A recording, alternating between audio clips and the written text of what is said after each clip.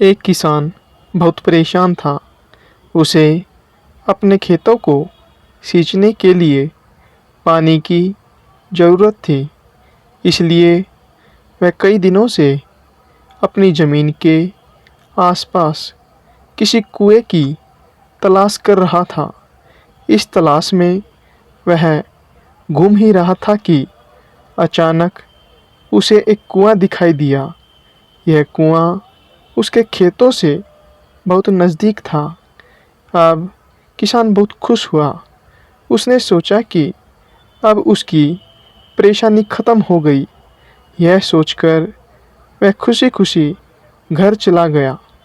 अगले दिन वह पानी लेने कुएं पर पहुंचा। जैसे ही उसने कुएं के नज़दीक रखी बाल्टी कुएं में डाली, वहां एक आदमी आ खड़ा हुआ। वह किसान से बोला, यह कुआं मेरा है, तुम इससे पानी नहीं ले सकते। अगर तुम इस कुएं से पानी लेना चाहते हो तो तुम्हें इस कुएं को खरीदना होगा। यह बात सुनकर किसान कुछ देर चुप रहा। फिर मन ही मन सोचने लगा कि अगर मैं इस कुएं को खरीद लूं तो मुझे कभी पानी की कमी नहीं होगी और न ही मुझे पानी के लिए इधर उधर भटकना पड़ेगा। फिर क्या था, दोनों के बीच एक रकम तय हुई। किसान के पास उतने पैसे नहीं थे, लेकिन वह यह मौका छोड़ना नहीं चाहता था। इसलिए किसान उस आदमी को अगले दिन रकम देने का वादा करके घर की तरफ चल दिया। किसान के लिए कुआं खरीदने का यह अच्छा मौका था, इसलिए वह इस काम में जरा भी देर नहीं करना चाहता था। घर पहुंचते ही उसने अपने करीबियों और दोस्तों से इस बारे में बात की और कुएं के लिए तय हुई रकम का इंतज़ाम करने में जुट गया। थोड़ी भागदौड़ और कोशिश के बाद आखिरकार उसने वह रकम जमा कर ली। अब वह पूरी तरह से निश्चिंत हो चुका था, क्योंकि उसे कुआं खरीदने से कोई नहीं रोक सकता था। उसे बड़ी बेसब्री से इंतज़ार था कि कब रात ख़त्म होगी और वह सुबह होते ही कुआं खरीदने जाएगा। इसी सोच विचार में वह पूरी रात सो नहीं सका। अगले दिन सुबह होते ही वह कुआं खरीदने निकल पड़ा। उस आदमी के घर पहुंचकर किसान ने उसके हाथ पर पैसे रखे और कुएं को खरीद लिया।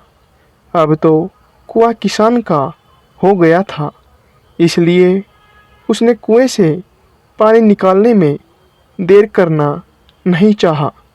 जैसे ही किसान ने कुएं से पानी निकालने के लिए बाल्टी उठाई, उस आदमी ने फिर बोला, ठहरो, तुम इस कुएं से पानी नहीं निकाल सकते हो। मैंने तुम्हें कुआं बेचा है। कुएं का पानी अभी भी मेरा।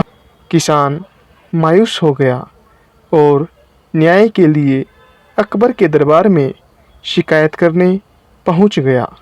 अकबर ने उस किसान की पूरी कहानी सुनी और फिर उस आदमी को दरबार में बुलाया जिसने वह कुआं बेचा था।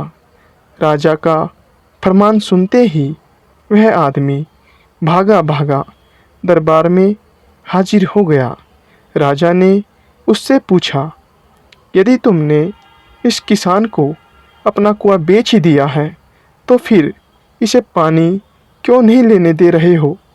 आदमी बोला, महाराज, मैंने इसे केवल कुआं बेचा था, पानी नहीं।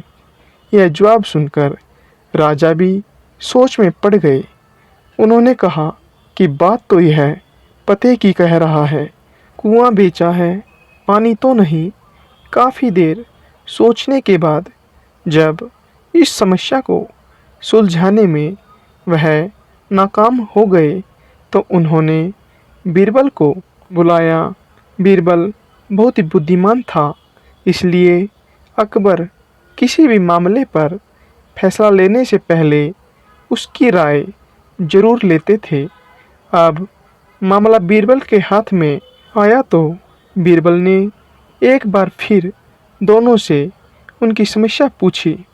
पूरी बात जानने के बाद बीरबल ने उस आदमी से कहा, ठीक है, तुमने कुआं बेचा, पानी नहीं, फिर तुम्हारा पानी किसान के कुएं में क्या कर रहा है? कुआं तुम्हारा नहीं है, तुरंत अपने पानी को कुएं से बाहर निकालो। बीरबल का इतना कहते ही उस आदमी को समझ आ गया कि अब उसकी चालाकी किसी काम नहीं आने वाली। उसने राजा से फौरन माफ़ी मांगी और माना कि कुएं के साथ उसके पानी पर भी किसान का पूरा अधिकार है। यह देखकर अकबर ने बीरबल की बुद्धिमानी की तारीफ की और कुआं बेचने वाले आदमी पर धोखेबाजी के लिए जुर्माना लगाया।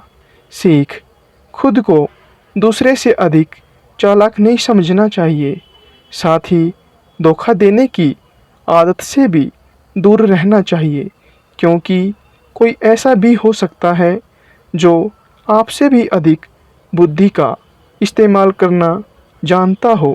ऐसे में आपका धोखा पकड़ा जाएगा और आपको अपने किए का भुगतान करना होगा, जैसे इस कहानी के अंत में कुआं बेचने वाले आदमी को करना पड़ा।